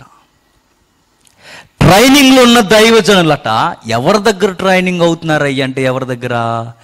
ఎలీసా గారి దగ్గర. ఎలీసా గారి దగ్గర, సీనియర్ దైవజనుడి దగ్గర వీరంతా ట్రైనింగ్లో ఉంటే, ఏం జరిగిందో తెలియదు, హఠాత్తుగా ఆయన చనిపోయాడు. ఆ రోజు ఎట్లా చనిపోయారయ్య అంటే ఏదో భయంకరమైన వ్యాధి వచ్చి ఉండాలి. యాక్సిడెంట్ అయితే కాదు, ఎందుకంటే ఈరోజు వెహికల్స్ ఉన్నట్టు ఆ రోజు లేవు కదా. అది ఏదో ప్రమాదం. ఎలాంటి ప్రమాదం అంటే రోగభరితమైన ప్రమాదం ఏదో జరుగుంటుండాలి. చనిపోయాడు. గమనిక ఏంటంటే ఆయన చనిపోయిన తర్వాత తన భార్య తన పెనిమిటిని గూర్చి ఆవిడిస్తున్న సాక్ష్యం ఎలీసాని ఎంత ఒత్తిడి తీసుకొస్తుందో చూడండి. ఏం జరిగిందో తెలుసా? భర్త చనిపోయాడు. చనిపోయిన తర్వాత ఇలా చనిపోయాడో లేదో ఆ బాధను ఇంకా దిగమింగుకోలేదు. ఆ బాధ కూడా ఇంకా పోలేదు. ఆ బాధ పోకముండే, ఇంకా పోకుండా తన హృదయాన్ని తినేస్తూ ఉన్నప్పుడు ఒకడొచ్చి ఇలా తలుపులు కొట్టాడట. తలుపులు కొట్టిన వెంటనే లేదా వారిని దర్శించిన వెంటనే వాడిస్తున్న డైలాగ్ ఏందో తెలుసా? ఏమో తల్లి, మీ ఆయన బతుకున్నప్పుడు అప్పు చేశాడు, ఆయన ఎలాగో అప్పు తీర్చలేడు, కానీ నాకు అర్థమైపోయింది ఈ లోపు ఎలాగో చనిపోయాడు. ఇప్పుడు నాకు అర్థమైంది, నువ్వు ఎలాగో అప్పు తీర్చలేవు, కానీ ఓ పని చేయి, నీ బిడ్డలిద్దరు నాకు దాసులుగా పంపే. అంతే. ఆ మాట ఆ తల్లికి ఎట్లా ఉంటుందో ఒకసారి మీరు ఆలోచించండి. భర్త పోయాడన్న బాధ అప్పటికే తనను సగం చంపేసింది. అప్పటికే తన జీవితం కకలావికలం అయిపోయింది. ఇలాంటి టైంలో ఏదన్నా భర్త పోయిన బాధను దిగమింగుకుంటూ ఏదైనా కొంచెం బతికే ధైర్యం ఏదుందో ఉంది అంటే ఆ ఇద్దరు బిడ్డలను చూసుకొని బతికేస్తుంది. ఆ చిన్న ఆశని కూడా తెంచేయడానికి ఎవడొచ్చాడట? అప్పులుడు వచ్చాడట. ఆ చిన్న ఆశను కూడా తెంచుకుని పోవడానికి అప్పులు వాడొచ్చి తీసుకెళ్ళిపోవడానికి రెడీ అయ్యాడట. నేను అంటాను, ఈవిడ ఎలీషా గారిని ఎందుకు సంప్రదించింది? ఎలీషాగా పాస్టర్ గారి దగ్గర బాగా డబ్బులు ఉన్నాయనా? నాకు తెలిసి ఆవిడకి బంధువులు ఉండరా? ఉండాలి. ఇరుగు పొరుగు వారు కనీసం తెలిసిన వారు ఉండరా? ఉండాలి. కనీసం ఆ ఊర్లో ఏ పెద్ద మనుషులు తెలియరా? తెలిసే ఉండాలి. ఇప్పుడు ఈ అప్పులు వాడు ఎంత ప్రాబ్లం పెడుతున్నాడంటే, అరే బంధువుల దగ్గర ఎవరో ఒకరి దగ్గర ఈ గోడి నవ్వించుకుంటే కనీసం వడ్డీకైనా ఎంతో అప్పు ఇస్తారు కదా, ఈడప్పు పోయి ఆ అప్పు తర్వాత తీర్చుకుందని ఇంత ప్లానింగ్ ఆవిడకి వచ్చి ఉండదా? వచ్చినా ఆ తల్లి పాటించదు. ఎందుకో చెప్పనా? చనిపోయిన భక్తుని యొక్క ఈ భార్య కూడా భక్తి ఉందన్న సంగతి ఈ సందర్భం మనకు తీసుకొస్తుంది. చూడండి, ఎవరి దగ్గరికి వచ్చిందయ్యా అంటే బంధువుల దగ్గరికి పోలేదట, స్నేహితుల దగ్గరికి పోలేదట, ఆ ఊర్లో ఉన్న పెద్ద మనుషుల దగ్గరికి వెళ్ళలేదట. నా బాధను నివారణ చెయ్యండి అయ్యా, నన్ను కాపాడండి అని ఏ మనుష్యుణ్ణి సంప్రదించలేదట. మరి ఎవరి దగ్గరికి వెళ్ళిందయ్యా అంటే సంచిలో చిల్లు గవ్వలేని ఒక పెద్ద దైవజనుడి దగ్గరకు వచ్చిందట. ఎవరయ్యా ఆయనంటే ఎలీషా. ఆయన దగ్గర ఏముంది? ఆయన దగ్గర ఏమీ లేవు. ఆయన ఏం చేశాడో తెలుసా? ఆ ఎడ్లను, ఆ ఎకరాలని అన్నిటినీ అమ్మేసి వీటిని వధించి ఊరికి భోజనాలు ఎట్టి ఆయన సేవకు వచ్చేసాడు. ఆయన దగ్గర ఏముంది? గజ నేల కూడా లేదు ఆయన దగ్గర. ఎవరి దగ్గర? ఎలీషా గారి దగ్గర. ఆయన కూర్చోక ఆయన ఇలా అంటాడు. ఏంటో తెలుసా? ఆయన ఒక బ్రిడ్జి మీద నడుచుకుంటూ వచ్చి, మరలా నేను సేవకు వచ్చాను కదా, వెనక్కి తిరిగి వెళ్ళాలన్న మనసు నాకు వస్తాదేమో అని ఆయన వెళ్ళిన బ్రిడ్జిని ఆయనే కూల్చేసుకున్నాడట. ఎందుకో తెలుసా? నాగిటి మీద చెయ్యేసి నేను తిరిగి చూడకూడదు అని. ఈరోజు చూడండి, ఆ రోజు సేవకులు ఎందుకు సంపాదించుకోలేదయ్య అంటే, అపోస్తులు ఎట్లయితే సంపాదించుకోలేదో, అపోస్తులు సమస్తాన్ని ఎలా అయితే వదిలొచ్చేశారో, ఎలీషా గారు కూడా అలాగే వదిలొచ్చేసిన గొప్ప దైవజనుడు ఆయన. ఆయన దగ్గర ఏముంది? ఆయన దగ్గర ఏమీ లేవు. ఆయన దగ్గర ఏ కాయిన్ లేదు, ఏ ల్యాండ్ లేదు, ఏమీ లేదు. కానీ తెలుగు తెలుసు, వీటన్నిటికన్నా గొప్పది ఒకటి ఉంది ఆయన దగ్గర. అదే దేవుని సన్నిధి. వీటన్నిటికన్నా డబ్బు ఆయన దగ్గర లేదు, ఆయన దగ్గర మనుషులు లేకపోవచ్చు, ఆయన దగ్గర అధికారాలు, ఈ లోక సంబంధమైన అధికారాలు లేకపోవచ్చు. ఆయన దగ్గర దేవుడు ఉన్నాడు. ఏ దేవుడైతే ఎలీషాని నడిపిస్తున్నాడో, ఏ దేవుడైతే నా భర్తను నడిపించాడో, ఆ దేవుడే నా బాధను కూడా తొలగించేవాడని నమ్ముకుంది చూడండి ఆ తల్లి. ఈరోజు అంత విశ్వాసం ఉందా తల్లుల్లో? పట్టుమని 10 మాటలు వెళ్ళలేము, మన దేవుని మాటలు వింటామా? ఇంక కొన్ని తలకాయలు లేచి వెళ్ళిపోతున్నాయి చూసారా? ఏంటో అంత అర్జెంట్ పని నాకు అర్థమవుతుంది. మరి హాస్పిటల్కి వెళ్ళిపోతే అప్పుడు అన్నీ గుర్తొస్తాయి అన్నమాట. దేవుని మాట్లాడడం కూడా ఒళ్ళు బద్ధకం మనకి. మన సంసార జీవితాలు ఉక్కిరి బిక్కిరి అయిపోతున్నప్పుడు మనకి అర్థం కాదు. మీరు గుర్తుపెట్టుకోండి, మనం ఏదో మిస్టేక్ చేస్తున్నాం అని. లేదా దేవుడు నాకు ఏదో భారాన్ని నేర్పించబోతున్నాడన్న సంగతి మర్చిపోకండి. ఆ రోజు ఆ తల్లికి ఏమర్థమైంది అయ్యా అంటే, ఏమర్థం అవడం ఏంటి? ఈ మనుషులు ఎవ్వరు నా జీవితాన్ని బాగు చేయలేరు. మనమైతే ఏం చేద్దాం చెప్పండి? ఏసో పాస్పోర్ట్ చేయించుకొని జాగ్రత్తగా గల్ఫ్ వెళ్ళిపోదాం. మనం వెళ్ళిపోమా? ఇక్కడ బాధలు ఎక్కువైతే ఏం చేస్తాం? అక్కడికి వెళ్ళిపోయి ఏదో బాధలు తీర్చేసుకుందాం అని వెళ్ళిపోతాం. కానీ ఆ తల్లి ఎక్కడికి, ఈ ఊరిడిసి ఏ ఊరు వెళ్ళాలనుకోలేదట. ఎక్కడి నుండి ఎక్కడికో పోయి ఏదో అప్పు తెచ్చుకోవాలనుకోలేదట. మనలాగా చందన బొమ్మన ఏమన్నా కదా సీట్లు ఎత్తేహారు, అవన్నీ అగ్రిగోల్డ్ ఇలాంటివన్నీ అనుకోలేదట. నన్ను కాపాడేవాడు ఒక ఆయన ఉన్నట్టు. చనిపోయిన భర్తను కూడా తిట్టుకోలేదని మీరు గమనించండి. నిజంగా భర్త ఉండగానే తిట్టే తల్లులు ఉన్న కాలం ఇది. తన భర్త చనిపోయిన తిట్టట్లా. ఎందుకు? తన భర్త పీకల్లోతో అప్పుల్లో వదిలిపోయినా నిజానికి తిట్టుకోవాలి. ఏమి ట్రైనింగ్ ఇచ్చేవయ్య నీ శిష్యుడికి, నా భర్తకి? నీ దాసుడు నా పెనిమిటి, ఏమి నేర్పించో? ధర్మశాస్త్రం ప్రకారం దైవజనులు అప్పులు చేయకూడదని ఉంది కదా. నా దైవజనుడు ఎందుకు అప్పు చేశాడు? ఇదేనా మీ భక్తి అంటే? నా బిడ్డల్ని, నన్ను ఎలాగా బతుకుండగా నన్ను సుఖపెట్టలేదు, గుప్పుడు మెతుకులు పెట్టలేదు, చచ్చిపోయేటప్పుడు పీకల్లో అప్పుల్లో పడేసి మమ్మల్ని రోడ్డును వదిలిపోయాడు. ఏం దైవజనుడు ఆయన అని తన భార్యను తిట్టుకోవాలి, తన భర్తను తిట్టుకోవాలి తన భార్య. కానీ తిట్టింది ఆవిడ? తిట్టట్లేదండి. ఎందుకు? చనిపోయిన తన భర్త ఎలాంటివాడో సాక్ష్యం ఇస్తుంది చూడండి. చదవండి మాట. 4వ అధ్యాయం 1వ వచనం. అంతటా ప్రవక్తను శిష్యుల్లో ఒక భార్య, అతడు యెహోవా యందు భక్తి గలవాడై ఉండెను. చూసారా మాట ఎలా ఉందో? నా భర్త చనిపోయాడు కానీ నా భర్త ఎవరో తెలుసా? యెహోవా యందలి భక్తి గలవాడు. ఈరోజు క్రైస్తవ సాక్ష్యాలు ఎట్లా ఉన్నాయంటే, మా ఆయన తాగి తాగి చచ్చిపోయాడు, ఇది సాక్ష్యం. మా ఆయన రాజకీయ నాయకుల చుట్టూ తిరుగుతూ చచ్చిపోయాడు. ఈరోజు సాక్ష్యాలు ఎలా ఉన్నాయి చెప్పండి? మా ఆయన ఏదో పనికి మాలిన పని మీద ఆ పనికి మాలినోళ్ళతో వెళ్ళి యాక్సిడెంట్ అయి చచ్చిపోయాడు. ఆ రోజు ఆ తల్లి చూడండి, ఇదిగో నా యజమాని, నా పెనిమిటి, నీ దాసుడు, ఆయన చనిపోయినా కానీ భయభక్తులు కలిగే చనిపోయాడయ్యా. నేనంటాను, దైవజనులుగా కానీ విశ్వాసులుగా కానీ యజమానులుగా ఉన్నవారు ఎవరైనా భార్యలకి, మన భార్యల దగ్గర మన గురించి మంచి సాక్ష్యం ఉండాలి. మీరు దొంగ పనులు చేశారనుకోండి, గుర్తుపెట్టుకోండి, నీకన్నా 100 దొంగ పనులు చేసి రెడీగా ఉంటుంది. ఆ సంగతి నీకు తెలీదు. మా ఆవిడకి ఈ దొంగ పనులన్నీ ఎట్లా వచ్చాయి అంటే, నువ్వే రోల్ మోడల్, మర్చిపోకు. ఎందుకు అలా చేస్తారు?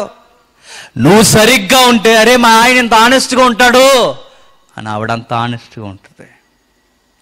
ఇవిడ ఎలాంటి సాక్ష్యం ఇస్తుందో చూడండి.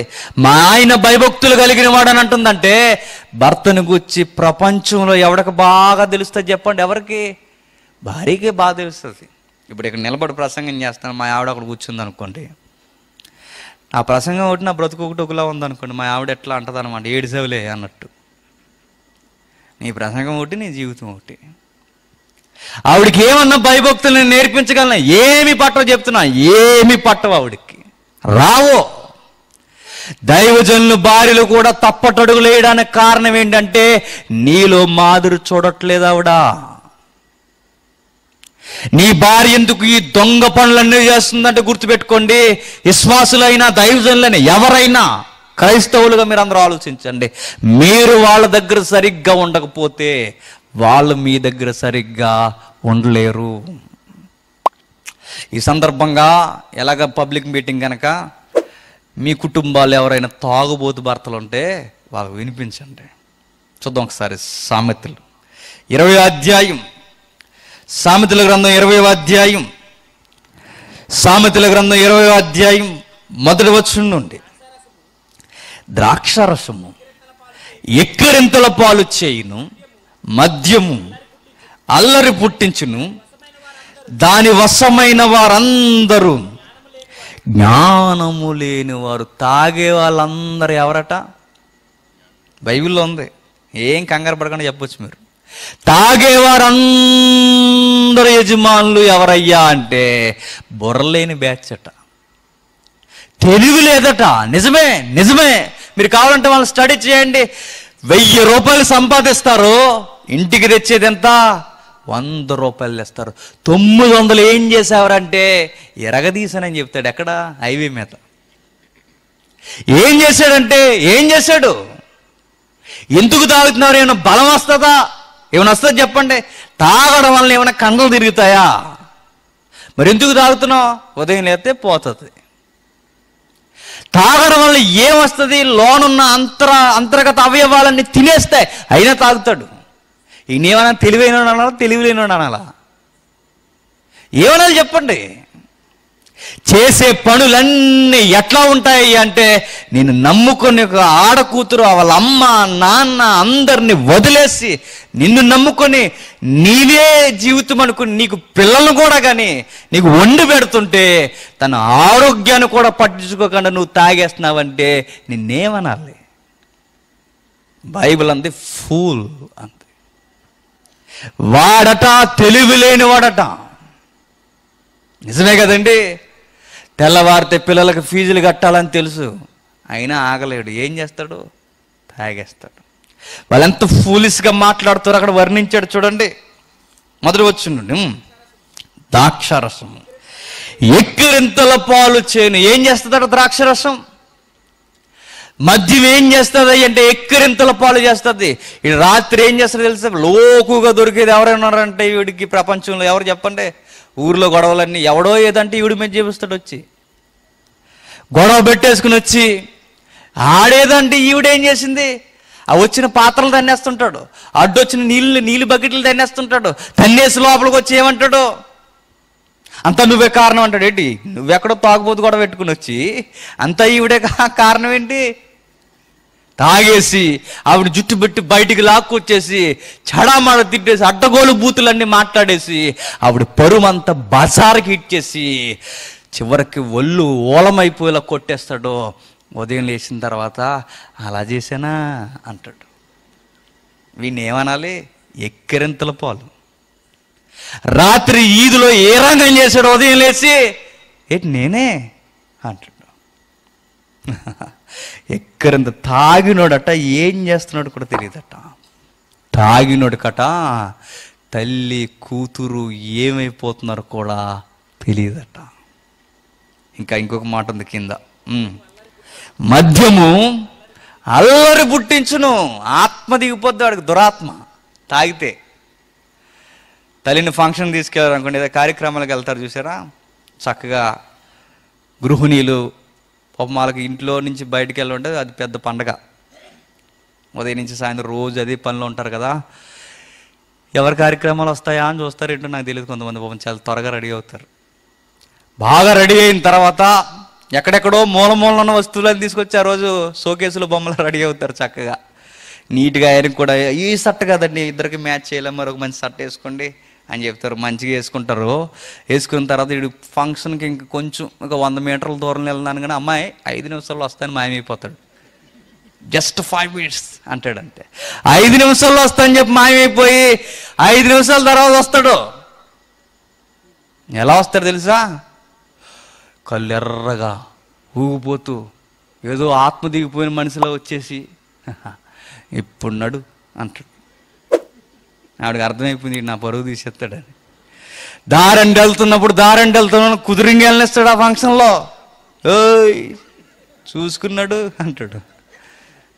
ఏంది నీ ఇష్టం వచ్చినట్టు వెళ్ళిపోతున్నావు? ఆవిడెంత సిగ్గుపడిపోద్దండి పక్క నుండి. ఆవిడ ఎంత అలంకరించుకుని ఎన్నో ఊహించుకుని వస్తుంది ఆ పుట్టింటి ఫంక్షన్కి పోవడానికి.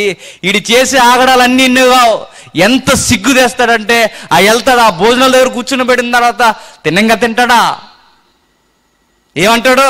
ఆడికి వేసో నాకెందుకు వేయలేదు అంటే, నీకు మా ఊరు అలాంటి లోకువా నీకు అని అడుగుతాడు.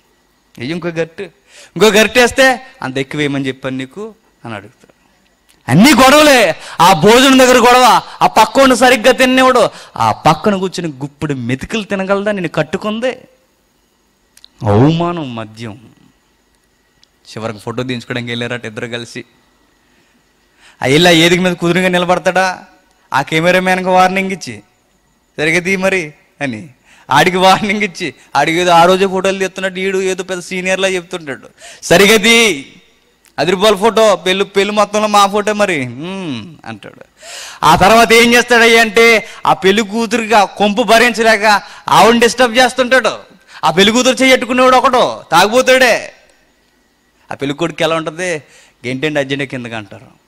ఆ తల్లికి ఎంత అవమానం చెప్పండి. నిన్ను నమ్ముకున్న ఆ ఫంక్షన్కి వచ్చిందే ఏమైపోవాలి? అలాంటి భర్త కాదట ఎవరు? ఆ చనిపోయిన వ్యక్తి. తన భార్యను అవమానంలో వదిలిపోయిన భర్త కదట. మరెవరయ్యా ఆయనంటే, చనిపోయినా కానీ భక్తిలో ఉంచి వెళ్ళిపోయిన వ్యక్తి అనట ఆయన. నా భర్త తాగి చచ్చిపోయిన భర్త కాదయ్యా, నా భర్త చనిపోయినా ఆయన గురించి నేను చెబుతాను, భయభక్తులు కలిగిన వ్యక్తి ఆయన. అంత గొప్పవాడు నా భర్త అని చెప్తుంది. అందుకే నా భర్త ఏ దేవుణ్ణైతే నమ్ముకున్నాడో, మీరు ఏ దేవుణ్ణైతే నమ్ముకుని సేవ చేస్తున్నారో, నేను అదే దేవుణ్ణి నమ్ముకుని వచ్చాను. ఆ దేవుడే నా జీవితాన్ని బాగు చెయ్యాలి. ఎంత విశ్వాసం చూడండి. ఆవిడ ఒక మాట ఉంది, ఒక పదం మర్చిపోకుండా అంటుంది చూడండి ఆవిడ.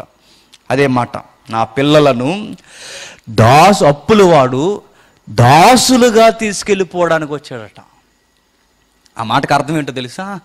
నా భర్త దేవుని సేవలో, నీకు దేవునికి సేవకుడు. తర్వాత తరాలు ఏమన్నా మానుండి వస్తున్నాయంటే దైవానికి దాసులుగా ఉండాలి తప్ప, ఎవడో అవిశ్వాసికి అప్పులు వాడికి నా పిల్లలు దాసులు అయిపోతున్నారన్న భావం వ్యక్తీకరిస్తుంది చూడండి. నా బిడ్డలు ఎవరికో దాసులుగా వెళ్ళిపోవాలట. నన్ను మీరే కాపాడాలి.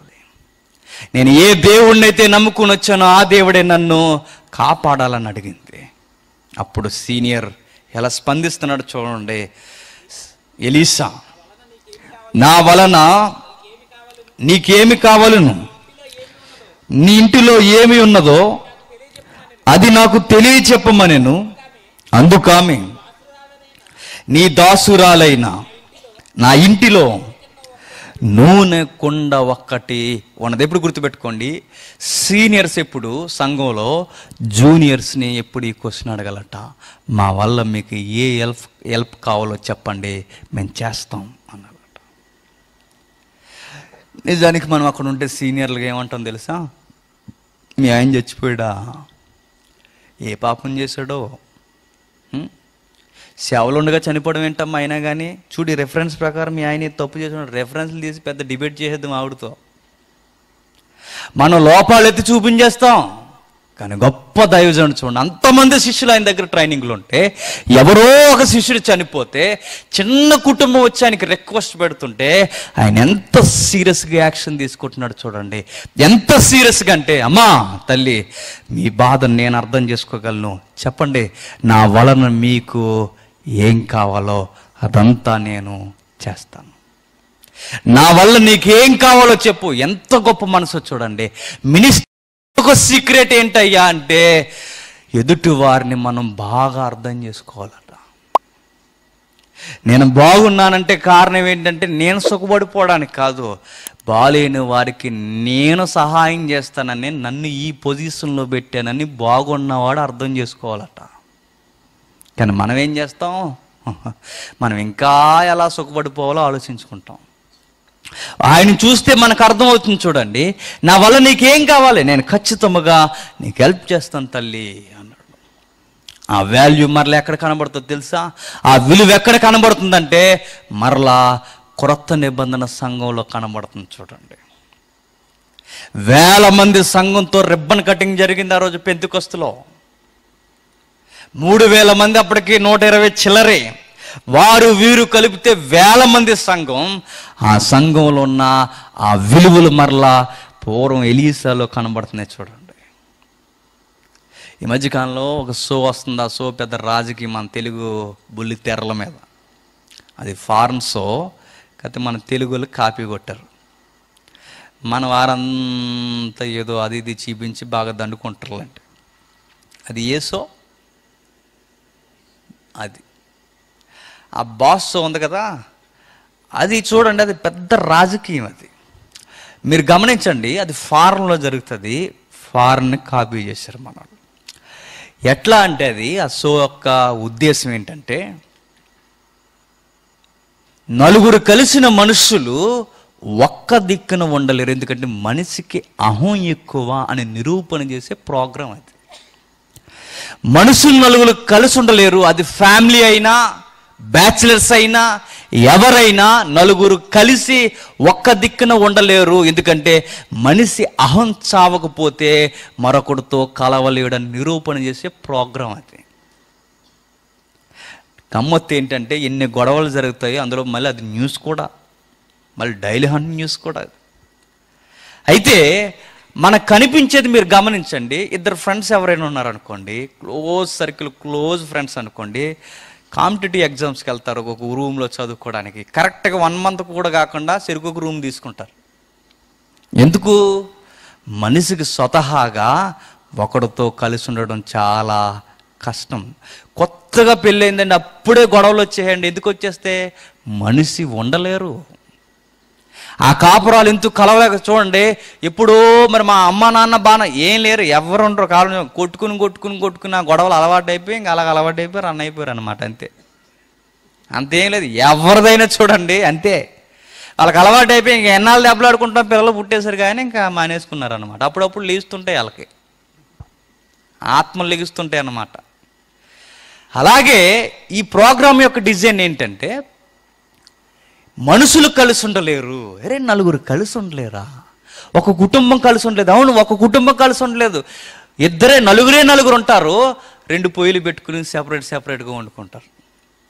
మొన్న వరకు ఆ తల్లి దగ్గర పెరుగుతారు, కోళ్ళు వచ్చిన వెంటనే సెపరేట్గా వండుకుంటారు. ఏమైందంటే కలిసి ఉండడం కష్టం మనుషులకి. ఇప్పుడు గమనించండి, నలుగురు కలిసి ఉండలేనప్పుడు ఆ రోజు ఆది సంఘంలోనట 3,000 నుండి 5,000 మంది ఒక్క ఫ్యామిలీగా ఉన్నారట. వారవా అన్నట్టుంది చూడండి. 3,000 నుండి 5,000 మంది ఎట్లా కలిసి ఉండగలిగారయ్యా అంటే, వాళ్ళు కలిసి ఉండడానికి కారణం వారిలో ఉన్న మంచితనం అని మాత్రం సర్టిఫికెట్ ఇచ్చి ఊరుకోకండి. ఒక పూలదండను చూస్తే పూలన్నీ చక్కగా లైన్గా నిలబడినట్టు ఉంటాయి, కానీ కనబడింది ఏంటో తెలుసా? ఆ పూలదండ వెనక వాటిని అన్నిటినీ కలుపుకుపోయిన ఒకటి ఉంది, దాని పేరు దారం.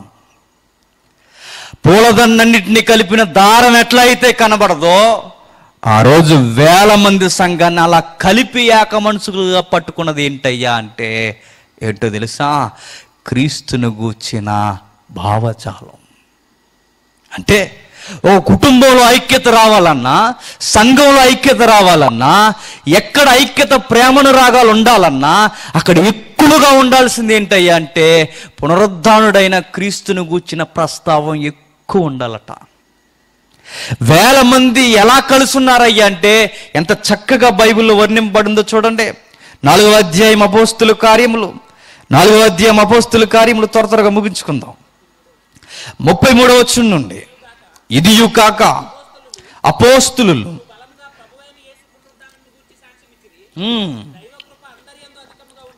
ప్రభువైన యేసుక్రీస్తు పునరుద్ధానము గూర్చి బహు బలముగా సాక్ష్యమిచ్చిరి. దైవ కృప అందరి యందు అధికముగా ఉండెను. భూములైనను ఎండ్లైనను కలిగిన వారందరూ వాటిని అమ్మిన వాటి వెల తెచ్చి అపోస్తుల పాదముల యొద్ద పెట్టారు. ఎప్పుడు? అందరి యందు దైవ కృప అధికముగా ఉన్నప్పుడు. దైవ కృప ఎప్పుడు అధికముగా ఉందంటే ఆ పునరుద్ధానమును గూర్చిన వార్త అపోస్తులు ఎడతెగక ప్రకటిస్తున్నారట. సువార్తను ఎప్పుడైతే ఎక్కువగా మనం మాట్లాడుకుంటామో, వాక్యాన్ని ఎప్పుడైతే ఎక్కువగా మాట్లాడుకుంటామో, నా రక్షణ ఎట్లా ప్రభువు వలన వచ్చింది, ఆయన పునరుద్ధానం ఏంటో ఎప్పటికప్పుడు సంఘము విశ్వాసులు జ్ఞాపకం చేసుకుంటారో అక్కడ దైవ కృప దేవుని సన్నిధి విస్తరిస్తుందట. ఎక్కడైతే దైవ సన్నిధి ఉందో అక్కడేముంటుంది? ఐక్యత ఉంటుందట. ఆ ఐక్యతలో ఏముంటుందయ్యా అంటే ఒకరి అక్కర్లు ఒకరు తీర్చుకుంటారట. విశ్వసించిన వారందరూ ఏక హృదయము ఏకాత్మయు గలవారై ఉండిరి. ఎవరును తమకు కలిగిన వాటిలో ఏదియు తమది అని అనుకోలేదట, మనది అన్నారట. ఈరోజు ఎట్లా ఉందయ్యా అంటే, ఇదిగో ఈ మైక్ ఎవరు కొన్నారు తెలుసా? బ్రదర్ జేమ్స్ గారు కొన్నారని పెద్ద పేరు రాస్తాను నేను. ఈ ఫ్యాన్ ఎవరు కొన్నారు తెలుసా? ప్రెసిడెంట్ గారు కొన్నారు. అది ఎవరు కొన్నారో తెలుసా? ఆ లైట్ ఎవరు కొన్నారో తెలుసా? ఆ గంట ఎవరు కొన్నారో తెలుసా? ఇవి వాళ్ళ భూములు ఇల్లే ఇచ్చేసి ఇదంతా మందేనండి అన్నారట. వేల మంది. మరొక మాట మీరు మర్చిపోకండి, సంఘంలో సందాన్ని ఏం చేయాలయ్యా అంటే ఏం చేయాలి?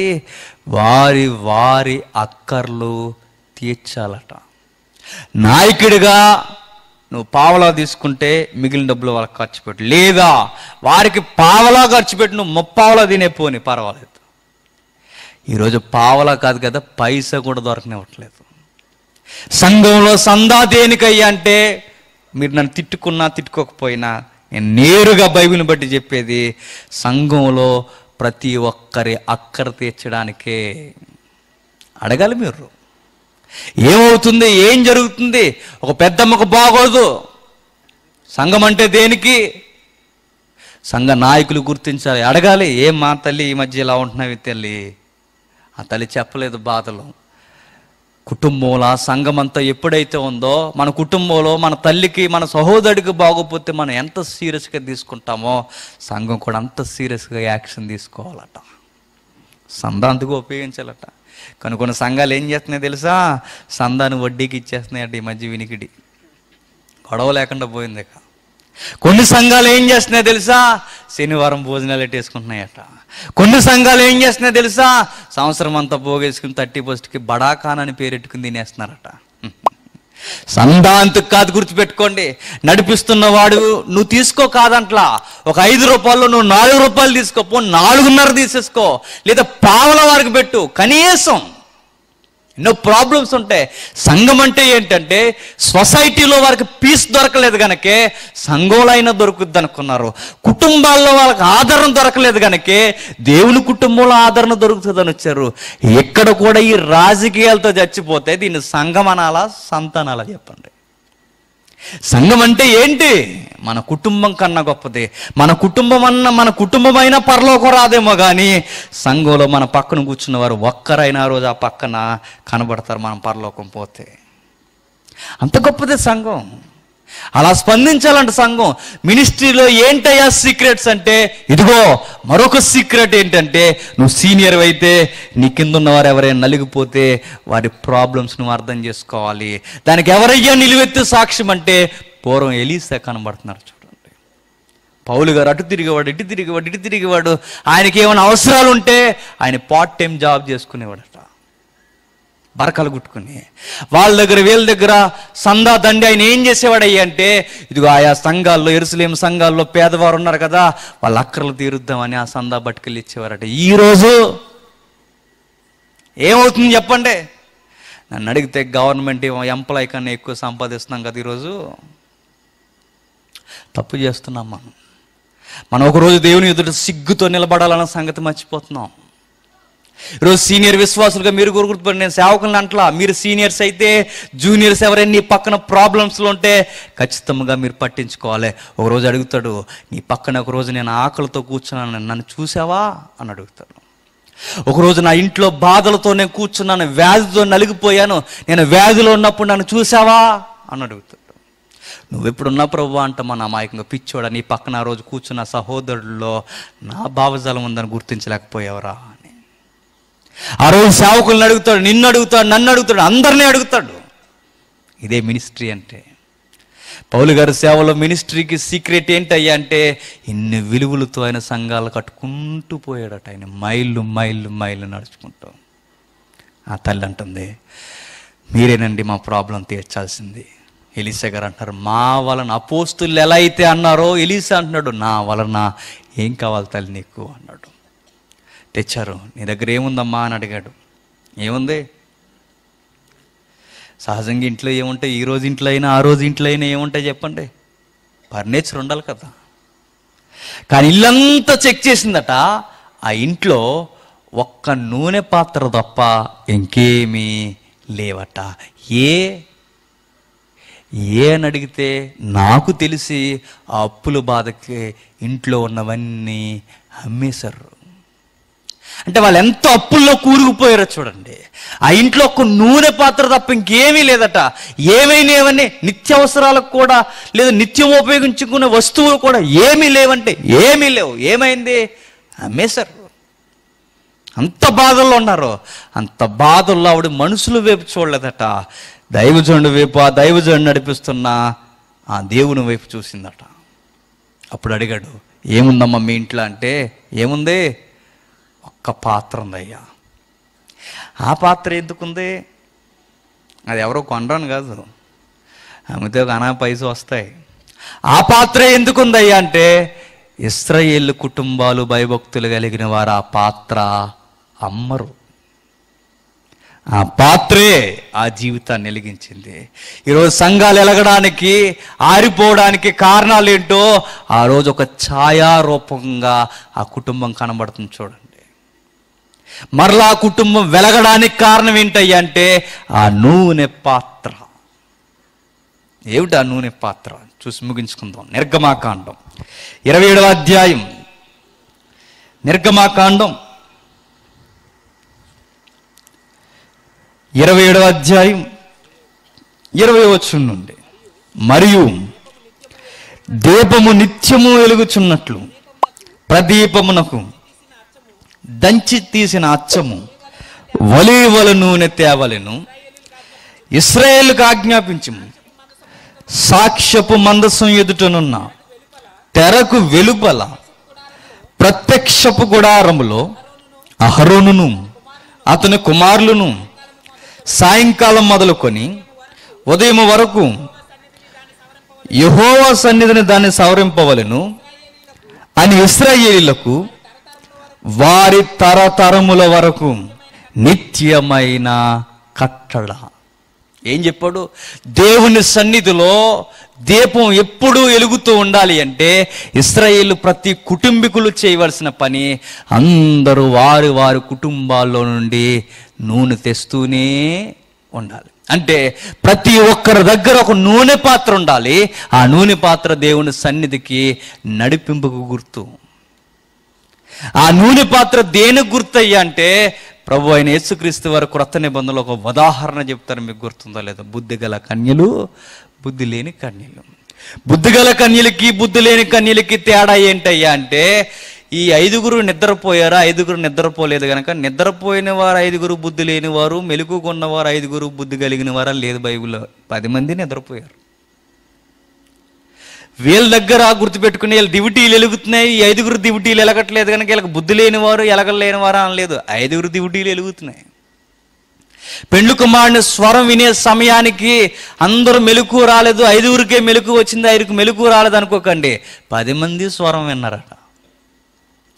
మరి బుద్ధి లేనితనం ఏంటయ్యా అంటే మీరు గుర్తుపెట్టుకోండి, వాళ్ళ దగ్గర అదనపు నూనె పాత్రలు లేవు. అప్పుడు ఏమన్నాడయ్యా అంటే 5 లోపలికి వెళ్ళిపోయారట, 5 మిగిలిపోయారట. 5 మిగిలిపోతే ప్రభు అంటున్నాడు, మీరెవరో నాకు తెలీదు. అంటే అదనపు నూనె పాత్రలు, అదనపు నూనె లేకపోతే ఆయన ఏమంటాడంటే మీరెవరో నాకు తెలీదు అంటాడు. నూనె దేనికి గుర్తయ్యా అంటే పౌలు గారు అదే భావజాలను ఉపయోగిస్తూ అంటాడు కొరింథీ పత్రికలో, ఆత్మ లేని వాడు ఆయన వాడు కాడు అన్నాడు. నూనె లేకపోతే మీరెవరో నాకు తెలియదు పొండి అన్నాడు. అదే భావజాలంలో ఆత్మ లేనివాడు ఆయన వాడు కాడంటే నూనె దేనికి గుర్తు? వెలుగుకు గుర్తు, ఆత్మకు గుర్తు. మనిషిని లేదా ఈ దీపాన్ని, ఆత్మైనే దీపాన్ని వెలిగించేది ఏంటయ్యా అంటే పరిశుద్ధాత్ముడు. ఆ రోజు మరలా కుటుంబం వెలగడానికి గుర్తు ఆత్మ నడిపింపు మీద అనుకున్నారు. అది మాత్రం అమ్మలేదట. ఈరోజు సంఘాలు ఎందుకయ్యా ఇలా నీరసించిపోతున్నాయంటే ఎందుకు అయిపోతున్నాయి? పరిశుద్ధాత్మని యొక్క ఊసే లేకుండా పోయింది మనకి. ఆయన ఉంటే ఏమవుద్దాయి అంటే చెబుతున్న వాళ్ళలోనూ పాపాన్ని ఒప్పిస్తాడు ఆయన, తీర్పును గూర్చి ఒప్పిస్తాడు ఆయన, వింటున్న వాళ్ళలోనూ పాపాన్ని గూర్చి తీర్పును గూర్చి ఒప్పిస్తాడు ఆయన. ఈరోజు ప్రసంగాలు ఏమైపోయాయి అంటే సోది చెప్పుకుని గడిపేస్తున్నాయి. ఈరోజు సోదంతా. ఈరోజు ప్రసంగాలు ఏమైపోయాయి అంటే టీవీలో వార్తలు చెప్పుకున్నట్టు వార్తలు చెప్పుకుని బతికేస్తున్నాం ఈరోజు. ఎందుకు ఎలా అయిపోయాయి అంటే ఆత్మ లేకపోతే సంఘాలు ఎలాగే అయిపోతాయి. ఆత్మ అనగానే మీకు మరలా ఏదో జ్ఞాపకం చేసుకోకండి. ఆత్మ నడిపింపు అంటే బైబిల్ ఇచ్చిన డెఫినేషన్ ఏంటో తెలుసా? మన పాపాన్ని ఒప్పింపజేస్తాడట, రాబోతున్న ఉగ్రత తీర్పును గూర్చి ఒప్పింపజేస్తాడట. అదే ఆత్మ నడిపింపు. అది ఎవడైతే చెబుతున్న వాళ్ళలో ఉందో, వింటున్న వారిలో ఉందో ఆ సంఘము, కుటుంబం బాగుపడుతుందట. సేవలో మరొక మెలుకు ఏంటయ్యా అంటే ఆత్మ నడిపింపు ఖచ్చితంగా ఉండాలి. అది లేకపోతే సంఘం మన తెలివితేటలతో నడిపిస్తే ఖచ్చితంగా గుర్తుపెట్టుకోండి, ఒకరోజు మనం ఊహించని వార్త వినవలసిన అవసరం వస్తుంది. ఎప్పుడైతే ఆయన మీద ఆనుకొని మనం పరిచర్య చేస్తున్నామో సంఘ క్షేమాభివృద్ధి మనం చూస్తాం. గలిబిలులు ఉంటాయి, అభ్యంతరాలు లేకుండా ఉండో, కానీ గుర్తుపెట్టుకోండి, ఎవడి వలన అభ్యంతరాలు వస్తున్నాయో వానికి శ్రమ. అది ఎవరన్నది కాలమే ఖచ్చితంగా దేవుడు నిరూపణ చేస్తాడు ఆ కాలంలో. కాబట్టి సేవ పట్ల మనం ఎట్లా ఉండాలయ్యా అంటే మన సొంత తెలివితేటలతో, మన అనుభవాలతో కదట. పౌలు గారు ఎట్లా చేశారో మనం కూడా అట్లానే చేయాలట. ఆయన ముగిస్తూ ఏమంటున్నాడు చూడండి. ఇదే కొరింథీ పత్రిక 6వ అధ్యాయం, ఇదే కొరింథీ పత్రిక 6వ అధ్యాయం 10వ వచనం నుండి ముగించుకుందాం. దేవుని పరిచారకులమై ఉండి అన్ని స్థితులలో మమ్మును మేమే మెప్పించుకొనుచున్నాము. ఆయనకి ఎన్ని బాధలు వచ్చాయి చూడండి. మోసగాండ్రులం అన్నారు మమ్మల్ని ఈ సమాజంలో, కానీ మేము దేవుని దృష్టిలో సత్యవంతులు. నన్ను నమ్మిన వారే, నాతో ఉన్నవారే నన్ను ఏమన్నారంటే మోసగాడు అన్నారు.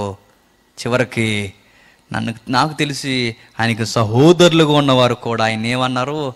మోసగాడనే అన్నారు. కానీ ఆయనకి తెలుసు నేను దేవుని దృష్టికి సత్యవంతుణ్ణి. నెక్స్ట్, తెలియబడిన వారమైనట్లుండి బాగుగా తెలియబడిన వారము, చనిపోతున్న వారమైనట్లుండి ఇదిగో బ్రతుకుచున్న వారము, శిక్షింపబడిన వారమైనట్లుండి చంపబడని వారము, దుఃఖపడిన వారమైనట్లుండి ఎల్లప్పుడూ సంతోషించే వారము, దరిద్రమైనట్లుండి అనేకులకు ఐశ్వర్యము కలిగించే వారము, ఏమీ లేని వారమైనట్లుండి సమస్తము కలిగిన వారము. ఆయన ఎంత గొప్ప సేవ చెప్తున్నాడు చూడండి. పౌలు గారు ఇదే పత్రికలో ప్రారంభ అధ్యాయంలో ఆయన మాట్లాడుతూ ఏమంటాడో తెలుసా? మేము ఎందుకు శ్రమ పొందుతున్నామంటే శ్రమలో ఉన్న వారిని ఎలా ఆదరించాలో నేను చెప్పాలి అంటే ముందు నేను శ్రమలు పొందాలంటాడు. నాకెందుకు ఇలాంటి ఇబ్బందులు వస్తున్నాయంటే ఇబ్బందుల్లో ఉన్న వారికి ధైర్యాన్ని ఇవ్వాలి అంటే ముందు నేను ఇబ్బందులంటే ఎలా ఉండాలో రుచి చూడాలి అంటాడు. వస్తాయి అభ్యంతరాలు ఖచ్చితంగా. ఈ అనుభవాలన్నీ దేనికయ్యా అంటే రేపొద్దున్న నా వెనకున్న వాడికి ఒక ధైర్యాన్ని నేను ఇవ్వడానికే. ఆయన ఏమంటున్నాడు చూడండి ముగిస్తూ, ఏమీ లేని వారు కానీ సమస్తము కలిగిన వారు, మాకు గజం నేల కూడా ఈ భూమి మీద లేదంటున్నాడు పౌలు చూడండి. కానీ ఈ నేలంతా మాదే. ఎందుకు? ఈ నేలకు అధిపతి ఎవరో, ఆ విశ్వానికి అధిపతి ఎవరో, ఈ అనంతమైన విశ్వం ఎవరి కళ్ళు ఆయన కళ్ళల్లో హస్తాల్లో పనిచేస్తుందో ఆ దేవుడు మేము దాసులుగా ఉన్నప్పుడు, ఆ దేవుడు మాతో ఉన్నప్పుడు సమస్తము ఆయనదైతే ఆయనది మాదే అంటున్నాడు. చూడండి, ఈ లోకంలో మీర బంగళాల్లో, కానీ మా జీవితాల్లో తృప్తి ఉంది అంటాడు ఆయన. సేవలో మరొకటి కూడా నేర్చుకోవాల్సింది ఏంటంటే, కోట్ల రూపాయలు అవసరం లేదు, కానీ దేవుడు మనతో ఉంటే 10 రూపాయలు ఉన్న మనకి తృప్తి ఉంటుంది. కోట్ల రూపాయలు ఉన్న గుర్తుపెట్టుకోండి, డబ్బు మనకెప్పుడు శాంతిని ఇవ్వదు. అపోస్తుల దగ్గర ఏమున్నాయి? ఏమీ లేవు. ఎలీసా గారి దగ్గర ఏముంది? ఏమీ లేవు. వాళ్ళకి ఆ ధైర్యం ఏంటయ్యి అంటే, వాళ్ళు ఇచ్చే ఆన్సర్ ఒకే ఒక్కటి, దేవుడు. ఆ కుటుంబంలో ఏమున్నాయి? చితికిపోయిన కుటుంబంలో ఏమీ లేవు. ధైర్యం ఏంటయ్యా అంటే దేవుడు. అన్నా జీవితానికి ధైర్యం ఎవరయ్యా అంటే దేవుడే. వీళ్ళ జీవితాల్లో ఏముందయ్యా అంటే పౌలు గారు ఇవన్నీ జ్ఞాపకం చేసుకున్నట్టున్నాడు. ఆ దీనులను ఆదరించిన దేవుడు నన్ను కూడా ఆదరిస్తాడు. తీతు ద్వారా ఆ అనుభవం ఏంటో నేను నేర్చుకుంటున్నాను అన్నాడు ఆయన. మాకు ఎటు పోయినా శ్రమ కలుగుతుంది, ఎటు పోయినా ఎలుపట పోరాటం, లోపల భయం, ఇన్ని జరిగిపోయినా నాకు మాత్రం ధైర్యం ఏంటంటే ఆదరించే దేవుడు నాకు ఉన్నాడు. వారిని ఆదరించిన వాడు నన్ను కూడా ఆదరిస్తాడు. ఇదే నా ధైర్యం, ఇదే నా సేవ అని గొప్ప సేవ చేసి సంఘానికి ఒక గొప్ప మాదిరి నుంచి వెళ్ళిపోయాడు ఆయన. ఎంత గొప్ప మాదిరి సేవ అంటే అయింది. ముగించే ముందు, యేసుక్రీస్తు వారి వస్త్రాలు తాగితేనట రోగులు స్వస్థత పొందేవారట. మరలా ప్రభావాన్ని పుణుకుపుచ్చుకున్నది ఎవరో తెలుసా? అపోస్తుడైన పౌలు. చూసారా, ప్రభు వస్త్రాలు ముట్టుకుంటే ఎంత ప్రభావం ఉండేదో, పౌలు గారి వస్త్రాలు పట్టుకుంటే అంత ప్రభావం ఉండేదట. అంటే ఒక విధముగా క్రీస్తు ఆత్మతో పూర్తిగా నింపబడిపోయాడు. అందుకే చివరిగా సేవ చేయాలనుకుంటున్నామా? సేవలో సంఘంలో సభ్యత్వం కలిగి ఉండాలనుకుంటున్నారా? ఉండిపోండి పూర్తిగా, దేవుళ్ళలోనే పూర్తిగా అనుకోండి, దేవుడు చూసుకుంటాడు. లేదు అటో కడుగు ఇటో కడుగు వేస్తామన్నామా, మనం పెద్ద పిశాసిల్లా మిగిలిపోతామన్న సంగతి మాత్రం